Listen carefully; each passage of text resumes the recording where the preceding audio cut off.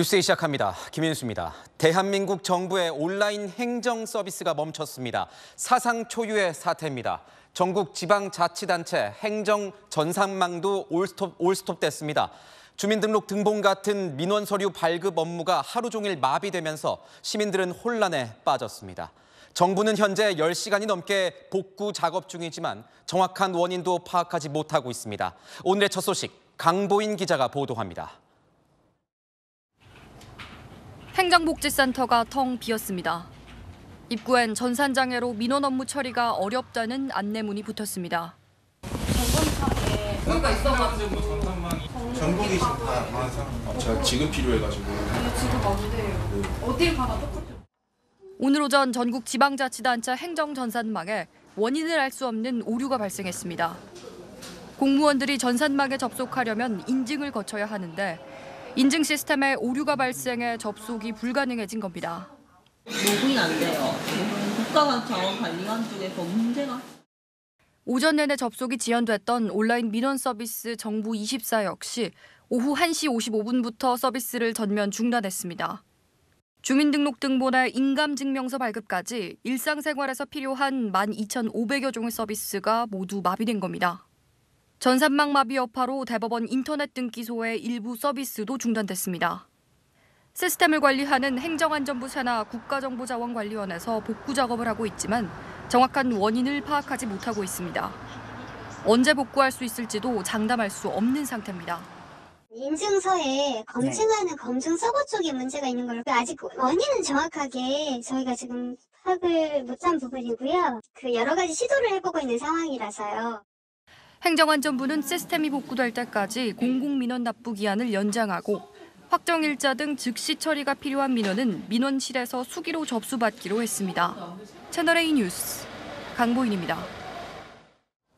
갑작스러운 먹통 사태에 부동산 매매나 전세 계약 같이 이 각종 거래나 신고를 위해 증명 서류가 필요했던 시민들은 발을 굴릴 수밖에 없었습니다. 이런 가운데 소관부처인 행정안전부 이상민 장관은 우리나라 디지털 정부의 성과를 알리겠다며 해외 출장 중입니다. 이어서 홍란 기자입니다. 서류가 필요한 사람들인데 만약에 여기서 안 된다고 그러면 어떻게 해야 되는 거예요? 행정복지센터에서도 구청 민원실에서도 온종일 시민들 항의가 쏟아졌습니다. 공무원들은 해명하고 사과하는 데 진땀을 흘렸습니다. 지금 이게 전산망이 오류가 나가지고 정보기 쪽부터 잠깐 됐었는데 다시 안 돼가지고. 민원인들을 설득하고 돌려보내면서도 공무원들 역시 답답하긴 마찬가지입니다. 저희가 뭐 해드릴 수 있는 게 하나도 없는 거예요. 안 되는 게 어딨어요? 그렇게 해주셔야지. 우리도 공공개 하잖아요. 아니, 모르는 때문에. 모르겠어요, 저희도 지금. 특히 주말을 앞둔 금요일이다 보니 마음이 급한 사람들이 많았습니다. 주민등록 등본 떼어왔어요. 월요일 날 꼭 써야 되는 일이 있었어요. 오늘 당장 제출을 해야 된다고 그래야 돼. 불편하죠. 지금 내일이 주말인데 내일부터. 안 그러면 3일 뒤에 다시 와야 되잖아요. 잠시 복구가 됐다는 소식을 듣고 행정복지센터를 다시 찾았다가 허탕을 치는 경우도 많았습니다. 집에서 있다가 또 왔거든요. 조금 늦게라도 된다 이래서 또 왔더만은 또 안 되네. 조금. 온라인에선 부동산 거래 잔금을 내야 하는데 인감증명서를 못 댔다거나 전입신고를 못해 대출을 못 받는다는 등 하소연 글이 쏟아졌습니다. 파장이 커지자 한덕수 국무총리는 먹통 사태 8시간 만에 행정안전부에 신속 대응과 국민 불편 최소화를 주문했습니다. 공교롭게도 주무장관인 이상민 행정안전부 장관은 디지털 정부의 성과를 알리기 위해 해외 출장 중인 것으로 알려졌습니다. 채널A 뉴스 홍란입니다. 미국을 방문 중인 윤석열 대통령이 시진핑 중국 국가주석과 1년 만에 다시 만났습니다. 짧은 만남이었습니다. 한미일 정상은 따로 10분간 만나 3국 간 연대를 부각했습니다. 어떤 말이 오갔는지 조아라 기자가 취재했습니다. 에이펙 정상회의 시작 전 윤석열 대통령이 시진핑 중국 국가주석에게 다가가 인사를 건넵니다. 두 정상의 만남은 지난해 11월 인도네시아 발리에서 열린 G20 정상회의 이후 두 번째입니다. 윤 대통령은 에이펙 정상회의를 계기로 좋은 성과를 거두길 바란다고 덕담을 건넸고 시 주석은 좋은 성과를 확신한다며 이를 위해 한중이 서로 협력해 나가길 희망한다고 말한 것으로 알려졌습니다. 두 사람의 대화는 67초가량 이어졌는데 대통령실은 3, 4분 동안 담소를 나눴다고 설명했습니다. 다만 대통령실은 정식 한중 정상회담 개최에 대해서는 장담할 수 없다고 말했습니다. 반면 한미일 정상은 지난 8월 캠프 데이비드 정상회의 이후 3개월 만에 예정에 없던 회동을 했습니다. 14개국이 참여한 인도태평양 경제 프레임워크 IPEF 정상회의를 마친 뒤 한미일 정상만 따로 모여 10분 동안 대화를 나눈 것입니다. 바이든 대통령은 미국 대통령으로서의 임무를 수행하는 데 있어 윤 대통령과 기시다 총리 두 분 덕분에 짐을 크게 덜 수 있었다라고 언급하였습니다. 한미일 3국 정상은 군사, 정치, 이념적 신뢰 속에서 첨단 기술 협력을 강화하는 데 공감대를 형성했습니다. 한미일 3국 정상이 밀착 행보를 이어갔지만 한중 정상회담은 사실상 불투명해졌습니다. 대통령실은 떠나기 직전까지 회담 가능성을 열어두고 중국과 일정을 조율해 나가겠다는 방침입니다. 샌프란시스코에서 채널A 뉴스 조아라입니다. 윤석열 대통령은 기시다 후미오 일본 총리와 올 들어 7번째 한일 정상회담을 가졌습니다. 기시다 총리의 이름을 부르고 가볍게 포옹까지 하며 친근감을 드러낸 윤 대통령은 한일 관계가 100% 복원됐다고 강조했습니다. 조영민 기자입니다. 후미오 안녕하세요.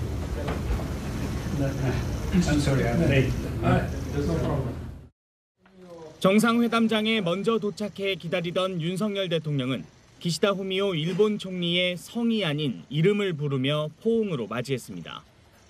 올해만 7번째 열리는 한일 정상회담입니다. 기시다 총리가 교통통제로 회담장에 18분 늦은 것에 미안한 마음을 전하자 웃음이 터져 나오기도 했습니다.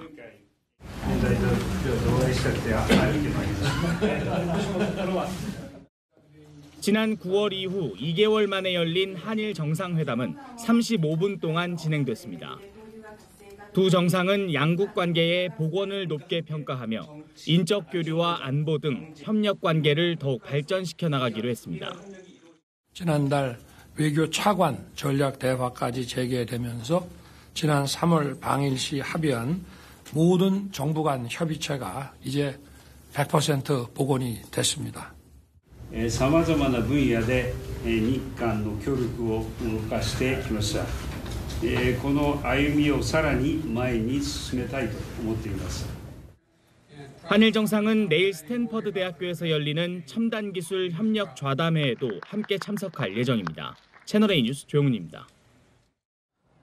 국민의힘 혁신위원회가 이 전략공천을 원천 배제하자는 혁신안을 발표했습니다. 대통령실 출신도 예외가 없다고 강조했습니다. 김기현 대표와 인요한 혁신위원장은 최근의 갈등 기류를 수습하기 위해 마주 앉았습니다. 이현재 기자의 보도입니다. 국민의힘 혁신위원회가 내년 총선에서 전략공천을 없애자는 4호 혁신안을 발표했습니다. 대통령실 출신 참모들도 예외가 없다고 못 박았습니다. 다친 국민의 마음을 치료하겠다는 생각으로 첫째, 상향식 공천을 통한 공정한 경쟁입니다. 대통령실 출신 인사도 예외가 없습니다. 똑같이 공정한 경선에 참여해야 합니다. 지도부와 중진, 친윤계의 희생으로 비워진 자리에 대통령실 출신 인사를 꽂는 것 아니냐는 우려를 불식시키겠다는 겁니다. 이와 함께 금고형 이상의 전과가 있거나 사회적 물의를 일으킨 사람은 컷오프를 하는 등 공천에서 배제해야 한다는 내용도 담겼습니다. 이에 앞서 김기현 대표와 인요한 혁신위원장이 혁신위 출범 이후 처음으로 마주 앉았습니다. 혁신위 내부에서 혁신안을 안 받을 거면 조기 해체하자고 불만이 터져나오자 김 대표가 혁신위 급발진 발언까지 꺼내는 등 양측의 갈등이 커지자 긴급 봉합에 나선 겁니다.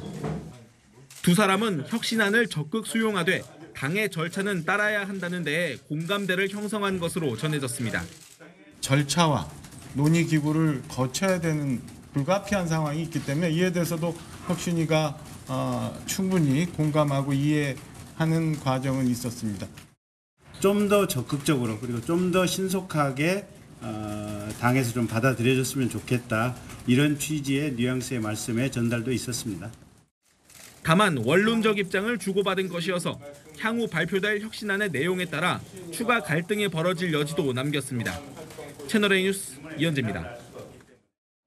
민주당도 집안 싸움에 뒤숭숭합니다. 친명계는 본격적으로 세교합에 나선 비명계 의원들을 향해 당이 싫으면 나가라며 탈당을 압박했습니다. 김유빈 기자입니다. 친명계는 비명계 의원 4명이 참여한 원칙과 상식을 겨냥해 일제히 비판을 쏟아냈습니다. 철험의 민영배 의원은 SNS에 공천 보장하라고 투정한 게 아니냐는 의심이 나올 수밖에 없다고 비판했고, 친명계 김민석 의원은 당이 싫으면 나가면 된다고 비꼬았습니다. 이재명 대표의 통합행보에 비명계 비판을 자제해오던 친명계가 탈당까지 거론하며 맞대응에 나선 겁니다. 한 친명계 중진 의원은 탈당을 암시하며 모임에서 빠진 이상민 의원과 비교하며 차라리 이 의원은 정직하다, 다른 4의원은 탈당의 명분을 쌓고 있는 것이라고 날을 세웠습니다. 원칙과 상식의 새 분리기에도 견제구를 던졌습니다. 친명계 박주민 원내수석 부대표는 비명계 30-40명이 참여한다는데 내가 만나보니 아무도 없다고 일축했습니다. 반면 원칙과 상식은 오늘도 이재명 대표를 향해 공세를 이어갔습니다. 이원욱 의원은 이 대표가 분열과 혐오 정치를 양산하는 주범인 개딸과 단절한다면 앞으로 정치 행보에 바람직할 것이라고 압박했습니다.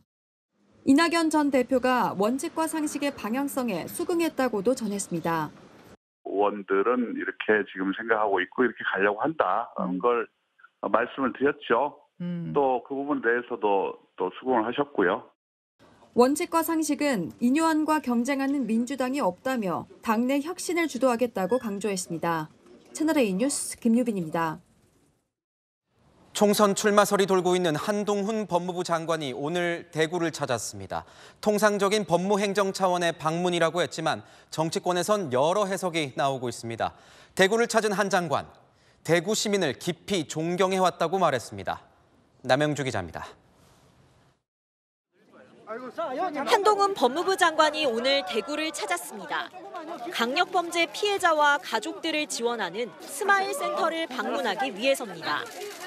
달성군 산업단지를 찾아 외국인 근로자를 면담하고 대구 법조타운과 구치소 이전 같은 지역 민원도 청취했습니다. 오래전에 예정된 외국인 정책과 보호 정책을 위한 통상적인 방문입니다. 법무행정의 일환이라고 강조했지만 법무부 장관의 산업단지 방문 등은 이례적인 만큼 정치 행보가 아니냐는 해석도 나옵니다. 이에 대해 한 장관은 직업 정치인에겐 총선이 인생의 전부일지 모르지만 대부분 국민에겐 그렇지 않을 것이라며 선을 그었습니다. 하지만 여권에서 총선 요구가 강하다는 질문에 대해선 의견이 많을 수 있다고 답하며 여지를 남겼습니다. 한 장관은 대신 현장을 찾은 대구 시민에게 호감을 표시했습니다. 대구에 2번째 왔는데요. 저는 평소에 대구 시민들을 대단히 깊이 존경해 왔습니다. 네, 감사합니다. 보수 텃밭이라 불리는 대구에서 정치 메시지로 해석될 수 있는 묘한 발언을 남긴 겁니다. 한 장관은 지난 7월과 10월 외국인 근로 현장 방문을 위해 전남 영광과 전북 완주를 찾은 바 있지만 이번 대구 방문은 그때와 다르다는 분석도 나옵니다. 채널A 뉴스 남영주입니다.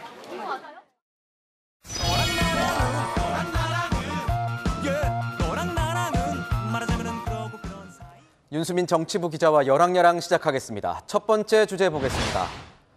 조금 전 리포트에서 본 한동훈 장관이네요. 무슨 이유입니까? 네, 대구 시민을 존경하는 이 3가지 이유입니다. 네, 오늘 대구에 간 한동훈 장관 이렇게 말했습니다. 처참한 6.25 전쟁 과정에서 단 한 번도 적에게 이 도시를 내주지 않으셨고요. 다른 나라와의 산업화 경쟁에서 이긴 분들이기 때문입니다. 그리고 마지막으로 대구의 굉장한 여름 더위를 늘 이기시는 분들이기 때문에 존경합니다. 네, 대구 시민들에게 적극적으로 호감을 표현했군요. 네, 이 대구 시민들도 이 뜨겁게 한 장관을 환영했습니다.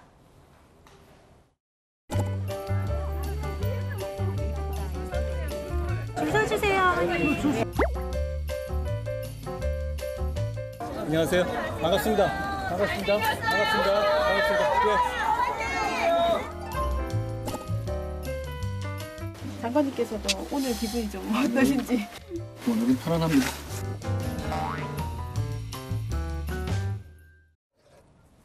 대구 보수 지지세가 높은 곳 대구 아니겠습니까? 통상 행보라고는 하지만 제가 보기에는 예사로 보이지는 않습니다.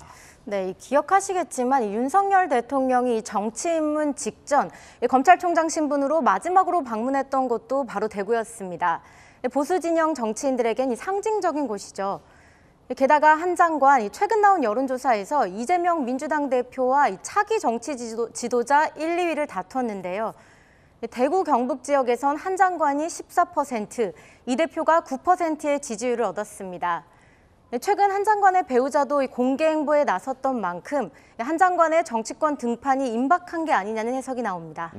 이러니까 총선 출마 질문이 안 나올 수가 없을 것 같습니다. 네, 한 장관이 총선에 대한 즉답은 피했는데요.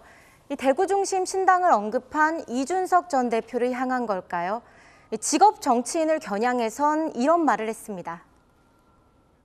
총선 요구가 조금 강한데 어떻게 생각하시나요? 의견은 많을 수 있습니다. 직업 정치인들에게는 총선이 인생의 전부일지 모르지만 자기 손으로 돈 벌어서 열심히 하루하루 살아가는 생활인인 대구 시민들께는 그렇지 않을 겁니다. 네, 한 장관의 행보 좀 더 지켜보시도록 하죠. 자, 다음 주제 보겠습니다. 국회 모습이 보이는데 364억 원. 이게 뭡니까? 364억 원을 올린 여야란이요. 네, 윤석열 정부의 긴축 재정 기조로 이 국회는 예산 삭감 전쟁 중이죠. 이런 가운데 국회 예산은 여야 합의로 364억 원 늘렸습니다. 오늘 상임위를 통과한 국회 소관 예산을 보면요, 온통 증액뿐이고 감액은 단 한 개 항목에 그쳤습니다. 어떤 부분들이 증액이 됐습니까? 네, 우선 이 국회의원 보좌진에 대한 월급 인상에 집중됐는데요. 6급 보좌진 급여 43억 4천만 원, 운전보좌진 시간의 수당 8억, 연가 보상비 10억 원 늘렸고요. 해외 연수 비용으로도 1억 1천만 원을 증액했습니다. 또 이 정당들의 그 행정 보조 요원들 3호봉 정도를 늘려서 9급 4호봉으로 한 1년 예산은 2,500만 원밖에 안 됩니다. 필요한 부분이라고 생각합니다. 네, 여야의 이런 원만한 모습 저는 좀 생소합니다. 네, 일주일 전 이 국정감사장에선 여야 고루 이런 민원도 내놨습니다.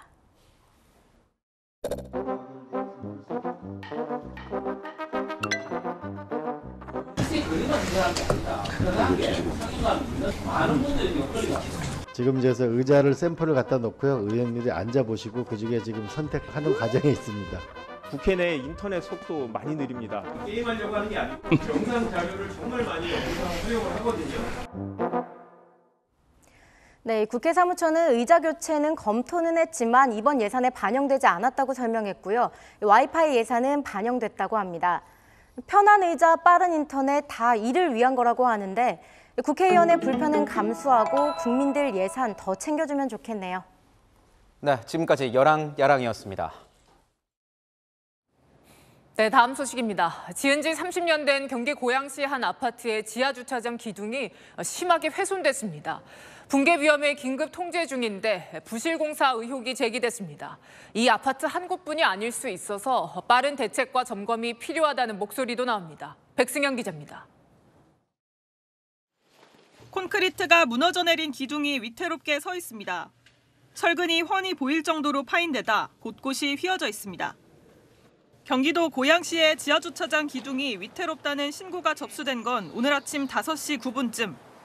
인명피해는 없었지만 붕괴 위험에 지하주차장 진입은 통제됐습니다. 기둥 밑에 무너졌다고 빨리 찾아서 빼래. 그래서 차 빼고 여기다 댄 거야. 누가 차를 박았나 그렇게 생각했어요. 지상 일부 구간도 이렇게 통제돼 있는데요. 바로 아래에 있는 지하주차장 기둥이 무너질 수 있기 때문입니다.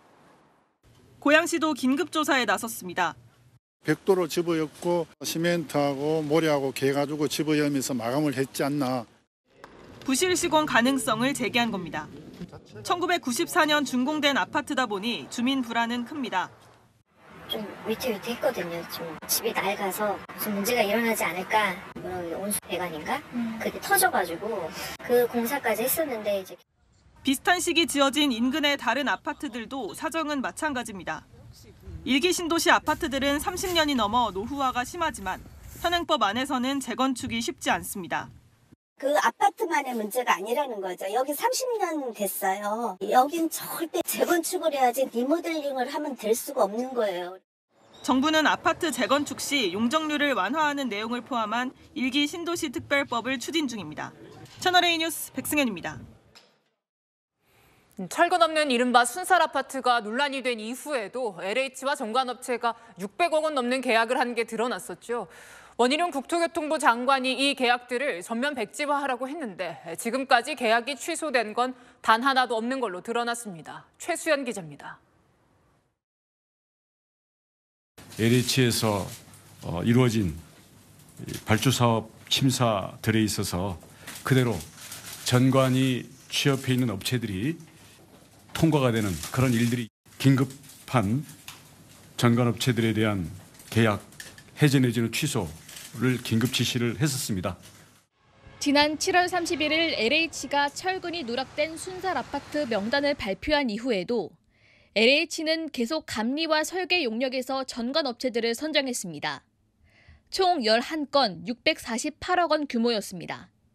이에 원희룡 국토교통부 장관은 지난 8월 20일 긴급회의를 열고 이들 계약에 대해 전면 백지화를 지시했습니다. 하지만 3달이 지난 지금 LH는 전관업체와의 계약 11건을 모두 취소 없이 이행 중인 것으로 드러났습니다. 이미 선정된 내용을 뒤집기는 어렵다는 이유에서입니다. LH 관계자는 해당 계약 11건은 당시 심사 절차를 모두 마친 상황이었다며 전관이 재직했다는 이유만으로 계약을 취소하면 오히려 업체들이 손해배상 소송을 제기할 수 있는 상황이라고 판단했다고 밝혔습니다. 이에 대해 국토부 관계자는 백지화 발표 이후 계약 절차를 중단하고 들여다봤는데 선정 과정에서 이권 카르텔이 작동하지 않은 것으로 판단됐다고 밝혔습니다. 국토부가 연내 LH 혁신안을 발표할 예정인 가운데 전관과의 절연을 비롯한 뼈를 깎는 구조개혁이 시급하다는 지적입니다. 채널A 뉴스 최순입니다. 검찰이 이재용 삼성전자 회장에게 징역 5년에 벌금 5억 원을 선고해달라고 법원에 요청했습니다. 경영권 승계를 위해서 주가 조작과 분식회계를 지시했다는 겁니다. 1심 선고는 내년 초에 나올 전망입니다. 김정근 기자입니다.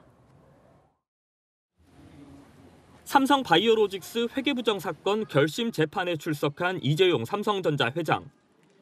2020년 9월 검찰 기소 이후 3년 2개월 동안 공판만 106번 열렸습니다. 결심까지 3년 넘게 걸렸습니다. 소감 한 말씀 부탁드립니다.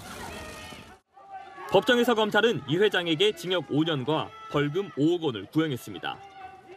검찰은 그룹 총수 승계를 위해 자본시장의 근간을 훼손한 사건이라며 그 과정에서 각종 위법 행위가 동원된 말 그대로 삼성식 반칙의 초격차를 보여줬다고 비판했습니다. 이 회장이 지시했고 최종 수혜자도 본인이란 겁니다. 이 회장의 혐의는 분식회계, 주가 조작, 배임 등 3가지입니다.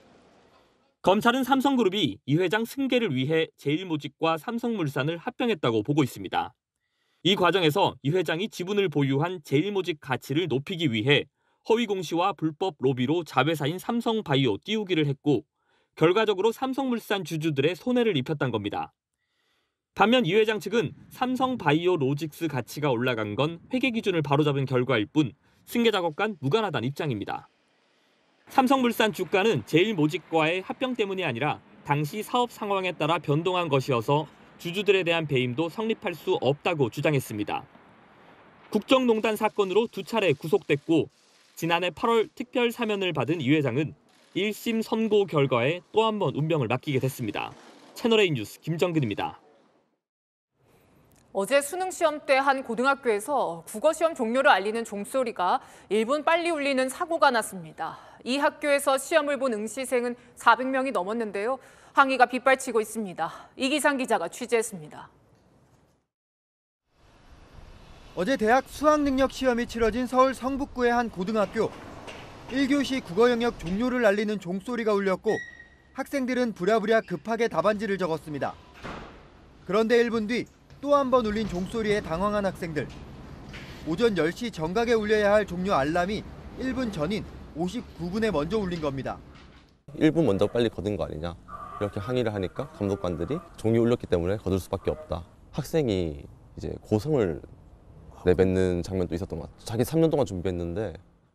학생들 항의에 학교 측은 2교시 수학 영역이 끝나고 수습에 나섰습니다. 국어 시험지와 답안지를 다시 나눠주곤 1분 30초 안에 채우라고 한 겁니다. 다만 쉬는 시간에 정답 공유를 했을 수 있는 만큼 수정은 할 수 없고 못 쓴 답만 채우도록 했습니다. 이미 다 마킹을 했는데 그럼 수정을 못하는 거냐. 이런 식으로 울먹이면서 항의를 하는 학생도 있었고. 온라인 커뮤니티에도 첫 번째 종이 울리는 순간 반사적으로 찍었는데 고칠 수 없었다는 글들이 올라오고 있습니다. 해당 고등학교는 종료벨을 수동으로 작동했습니다. 학교 측은 담당 교사가 한 달을 준비했는데 종료 2, 3분 전 태블릿 PC가 꺼지면서 착오가 생겼다고 설명했습니다. 교육부도 매끄럽지 못한 운영을 안타깝게 생각한다고 밝혔지만 추가 조사나 조치 계획은 없다고 선을 그었습니다. 2021년 수능 당시 3분 일찍 종료벨이 울린 고사장의 수험생들은 소송을 제기했고 국가가 700만 원을 배상해야 한다는 판결을 받은 바 있습니다. 채널A 뉴스 이기상입니다. 네, 첫눈이 평년보다 빨리 찾아왔습니다. 오늘 서울에서는 낮에 잠깐 스치듯 내린 눈이 첫눈으로 기록됐습니다. 제주엔 10cm 넘는 많은 눈이 내려서 대설경보가 내려지기도 했습니다. 배유미 기자입니다. 광화문 광장에 하얀 눈이 휘날립니다.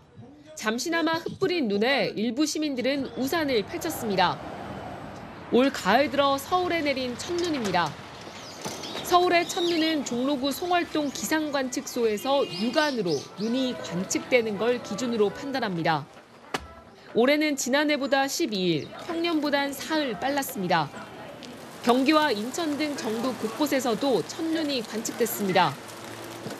산 중턱에 거센 눈보라가 쏟아집니다. 일대는 하얀 눈나라로 변했습니다. 제주 산지에 대설특보가 내려지면서 한라산 탐방로가 전면 통제됐습니다. 해상에서도 기상 악화로 차질이 빚어졌습니다. 다행히 하늘길 지장은 없었습니다. 저번 주까지만 해도 따뜻했던 것 같은데 애들 외투를 그때는 안 입혔었어요. 갑자기 추워지고 눈도 갑자기 내린다고 해서 한번 와봤어요. 서해상에서 발달한 구름대가 내륙으로 들어오면서 제주와 충청, 호남 곳곳엔 눈 또는 비가 이어지고 있습니다. 제주 산간 지역엔 대설경보가, 전북 지역엔 대설주의보가 발효돼 있습니다. 기상청은 밤사이 충청과 전북 지역을 중심으로 강한 눈이 집중될 걸로 예보했습니다. 전북 일부 지역엔 최고 10cm 이상 많은 눈이, 충청 지역에도 3에서 10cm의 눈이 예보됐습니다. 특히 밤사이 기온이 크게 떨어져 눈이 도로에 얼어붙을 수 있는 만큼 눈길 사고에 유의할 것을 당부했습니다. 채널A 뉴스 배유미입니다. 정부가 가격은 그대로 두면서 제품 용량을 줄이는 꼼수 가격 인상을 정조준했습니다. 물가 상승에 따른 서민의 부담이 커지고 있는 상황에서 우회적 가격 인상 행태는 용납할 수 없는 소비자 기만 행위라는 겁니다. 정부는 이달 말까지 주요 생필품 가격 실태 조사를 벌이고 신고센터도 열어서 제보를 받기로 했습니다. 유찬 기자입니다. 정부가 식품업체들의 꼼수 가격 인상에 칼을 빼들었습니다. 기업들이 소비자 가격은 그대로 두면서 양을 줄여 우회적으로 가격을 올리는 슈링크플레이션 행태를 겨냥한 겁니다. 슈링크플레이션에 대한 우려가 많습니다. 정직한 판매 행위가 아니며 소비자 신뢰를 저해할 수 있기 때문에 정부에서도 이를 중요한 문제로 엄중히 인식하고 있습니다. 대책의 초점은 어느 기업이 소비자들 몰래 가격 인상 효과를 봤는지 찾아 공개하겠다는 겁니다. 우선 정부는 이달 말까지 한국소비자원을 중심으로 주요 생필품에 대해 실태 조사를 벌입니다. 소비자원 참가격 홈페이지에서 가격 조사를 하고 있는 품목 가운데 중량이 표기된 70여 개 품목이 대상이 됩니다. 다음 주 중 신고센터도 마련해 소비자들에게 사례 제보도 받기로 했습니다. 참가격 홈페이지에 제품의 단위당 가격 변화를 공개하는 방안도 검토 중입니다. 가격은 그대로 두면서 양을 줄여서 팔 경우에 그것은 판매자의 설사 자율이라 하더라도 그것을 소비자에게 정당하게 알릴 필요가 있다. 또 소비자는 알 권리가 있다. 이렇게 생각을 합니다. 다만 기업들이 제품 겉면의 중량과 가격 표시를 정확히 했다면 꼼수 인상을 했더라도 정부가 제재할 수 있는 방법은 없습니다. 채널A 뉴스 유찬입니다. 참치캔, 만두, 김 어느 순간 양이 좀 줄었다는 생각 들지 않으셨습니까? 제조업체들이 적극적으로 알리지 않고 이 제품의 양을 줄이면 소비자들은 알아차리기가 어렵습니다. 광민경 기자입니다. 동원 F&B는 지난 8월 양반김의 가격은 그대로 두고 중량을 0.5g 줄였습니다. 제 손에 들고 있는 건 각각 5g짜리와 4.5g짜리 제품입니다. 중량 표시를 자세히 들여다보지 않고선 양이 줄었는지 여부를 알기가 어려운데요. 김이 얼마나 줄었는지 세어보겠습니다. 원래 10장이 들어있었지만 한 장이 줄었습니다. 기업들이 소비자들 몰래 양을 줄이는 방식으로 가격을 우회 인상하는 사례는 이뿐만이 아닙니다. 동원 F&B는 지난 6월 100g짜리 동원 참치캔을 단종하고 90g짜리를 판매하면서 가격은 3,300원으로 유지했습니다. 그램당 가격은 3.6원이 올랐습니다. 혜태 고향만두는 중량을 10% 가까이 줄였고 풀무원 핫도그 개수는 5개에서 4개로 줄어들었습니다. 저가의 원료로 대체하는 이른바 물타기 수법도 있습니다. 롯데칠성음료는 델몬트 오렌지 주스의 과즙 함량을 100%인 제품은 80%로, 80%인 제품은 45%로 각각 낮췄습니다. 제품의 영양 성분표를 일일이 확인하지 않으면 소비자들은 변화를 알아채기 어렵습니다. 충분한 고지 없이 그렇게 가격은 유지하면서 양을 줄이는 식으로 꼼수를 쓰면 같은 가격과 같은 퀄리티인 줄 알고 샀는데 좀 배신감을 느낄 수 있을 것 같습니다. 사실 소비자 입장에서는 좀 기만당한다라는 느낌이 있거든요. 윤리적인 관점에서 봤을 때 맞느냐라는 의문이 듭니다. 소비자들의 불만을 피하기 위한 기업들의 꼼수가 더 큰 비난을 불러오고 있습니다. 채널A 뉴스 박민경입니다. 얼마 전 중국 칭다오 공장에서 작업자가 맥주 원료에 소변을 보는 영상이 공개돼 파장이 일었습니다. 국내에서도 칭다오 맥주 소비가 급감했는데 그 여파로 회사의 존속까지 위협받게 된 국내 수입사는 급기야 희망퇴직을 받기로 했습니다. 정수정 기자입니다.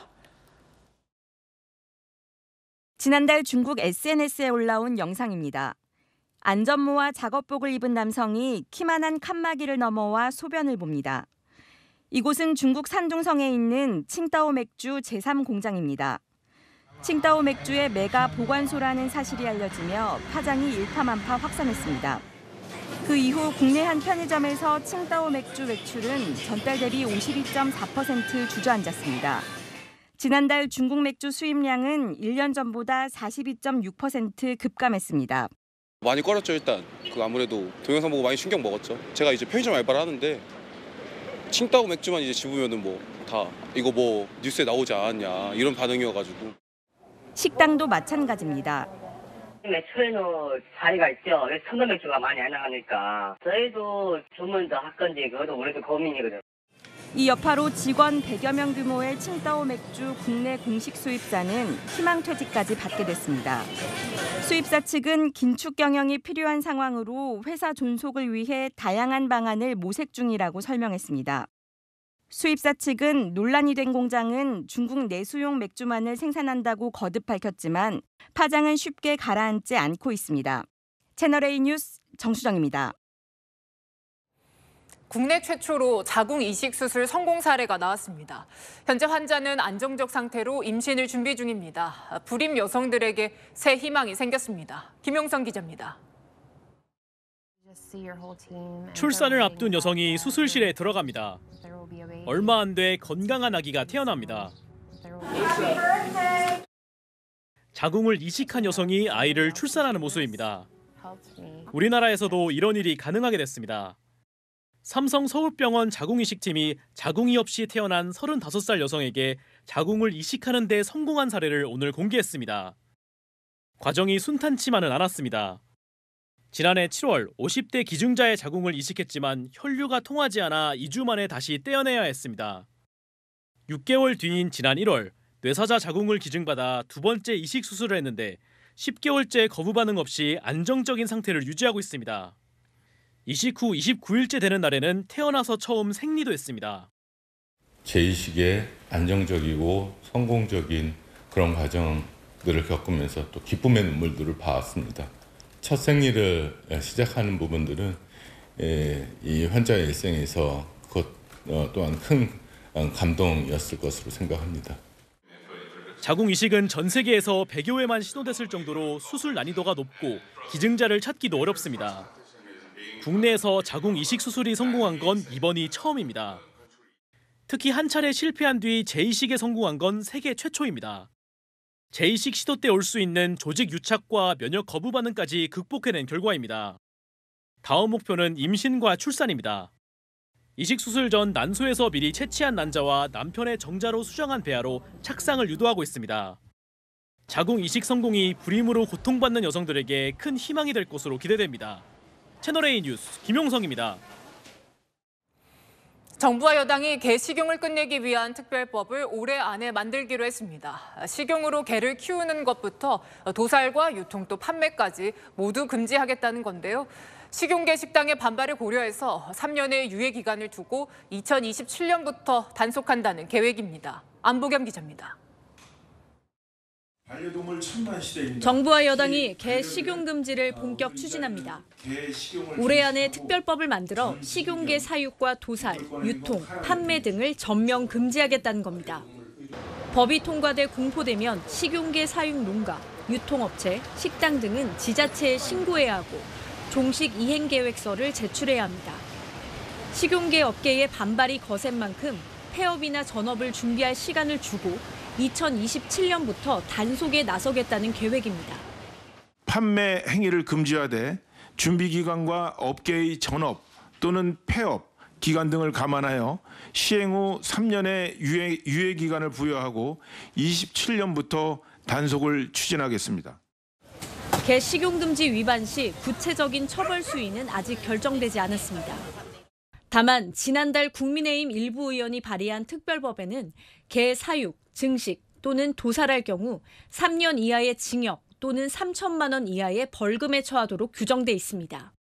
당정은 또 개 식용 관련 업체들의 전업이나 폐업을 위한 비용도 지원하기로 했습니다.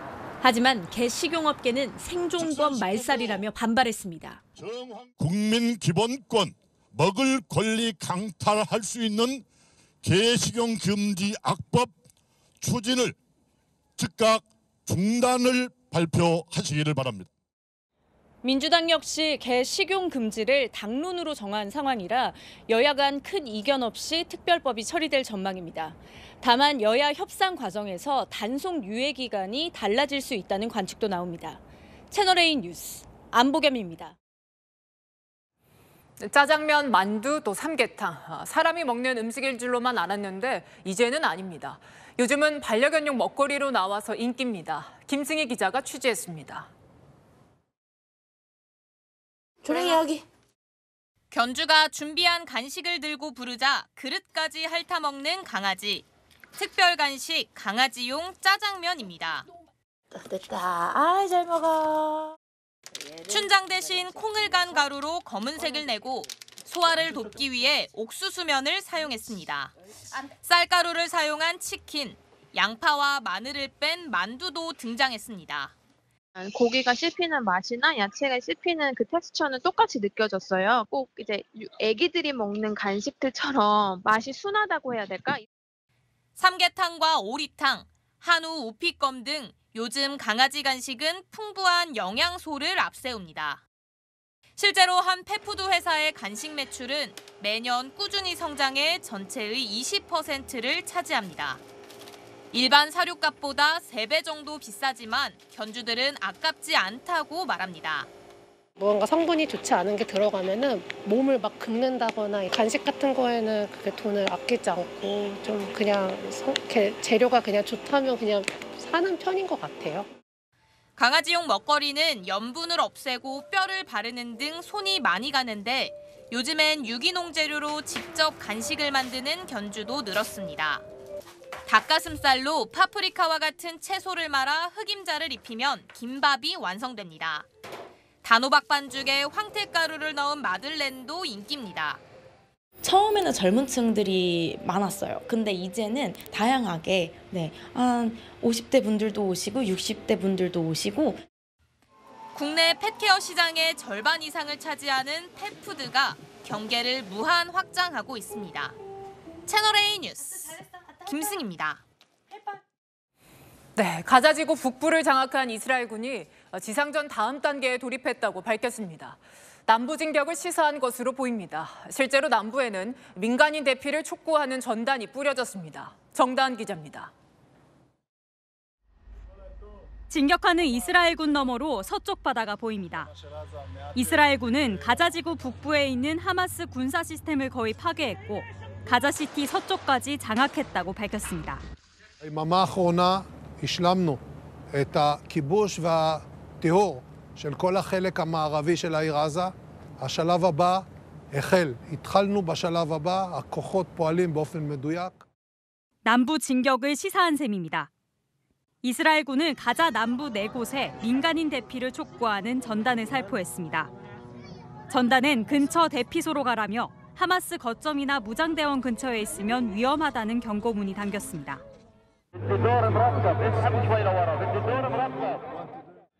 사람들은 신분증을 높이 치켜들고 또다시 피랑길에 올랐습니다.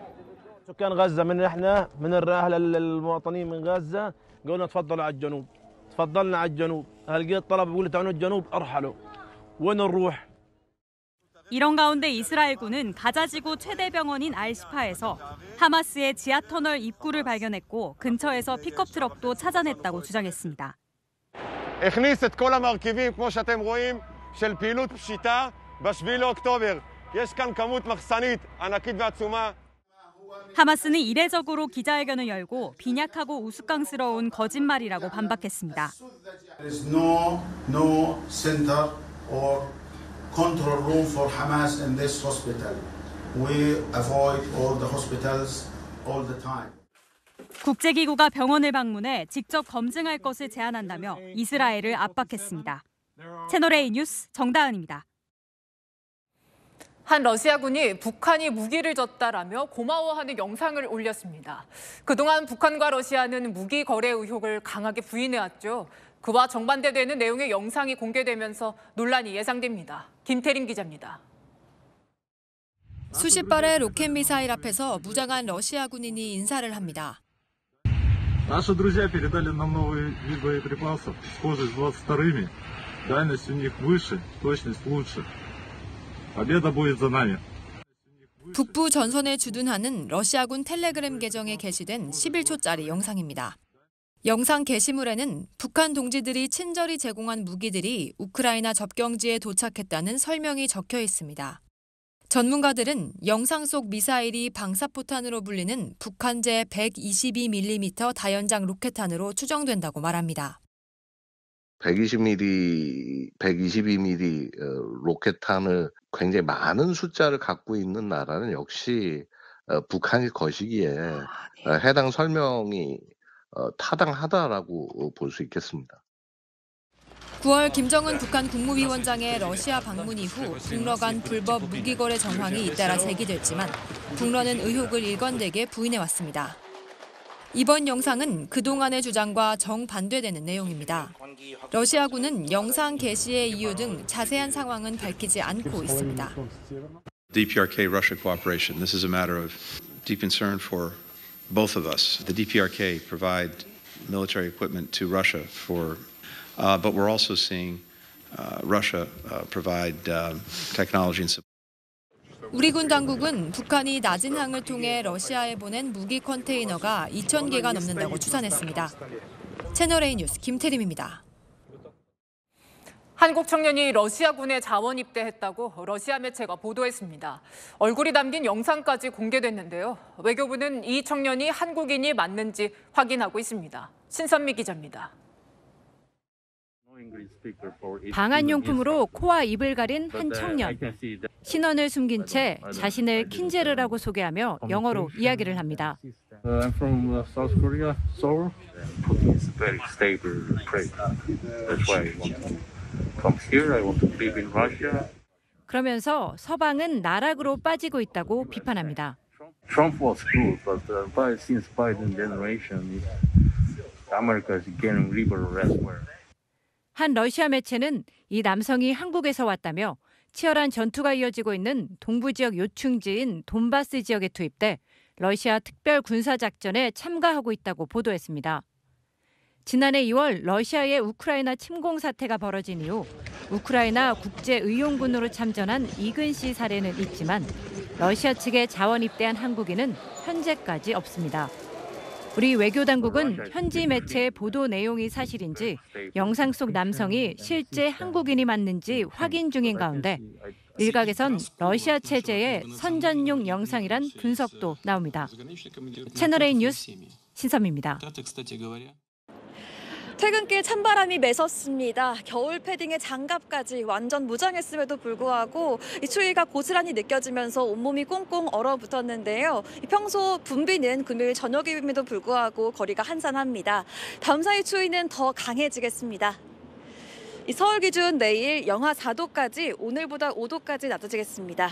대전 영하 3도, 대관령은 영하 10도까지 떨어집니다. 한낮 기온도 한 자릿수에 머물겠습니다.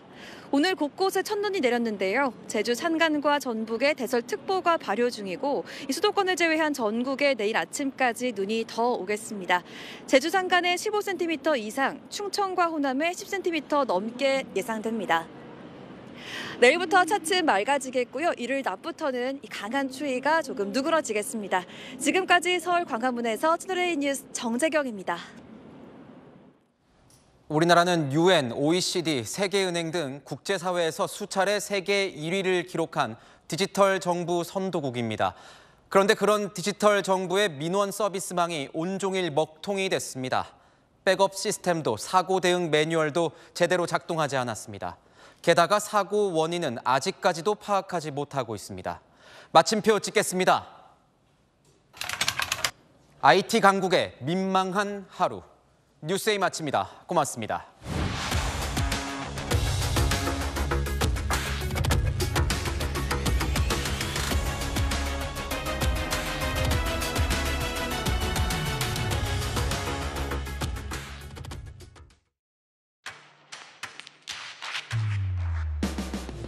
당신의 아침을 여는 보이는 라디오, 정치 시그널. 시사 보도의 최강자, 김진의 돌직구쇼. 돌직구쇼의 연장전, 더 남아. 생생한 뉴스 현장을 전한다. 뉴스의 라이브. 시사 보도의 강력한 한방, 강력한 4팀. 오늘의 10가지 뉴스. 대한민국 대표 뉴스쇼, 뉴스 탑10. 오전 8시부터 하루를 함께하는 채널A 시사보도 9월 4일부터 출격!